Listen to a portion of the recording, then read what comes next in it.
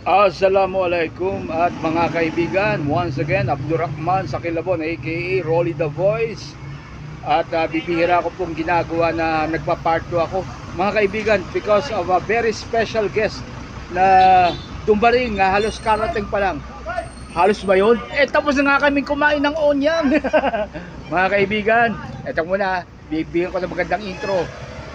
Nagdala po siya ng lumpiang Shanghai. Ayan, brother Danny Boy, bati ka.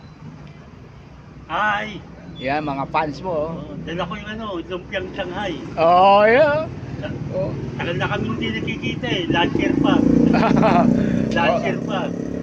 Okay, so mga kaibigan, ayan po, medyo alam kong maiinggit kayo, pero pasensya na kayo. Ako lang ang inabutan ni Danny Boy. Thank you, ciao.